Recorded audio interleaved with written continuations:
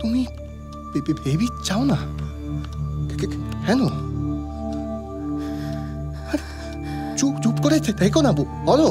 একটা বেবি না হলে তো আমাদের ফ্যামিলি কমপ্লিট হবে না, বলো। কারণটা আনতে চাও? হ্যাঁ, কারণ আমি চাই না ছোটবেলায় লোকেরা আমাকে দেখে যেমন হাসাহাসি করতো, আমার বেবিকে দেখেও হাসাহাসি করুক। আমি সেটা চাই না।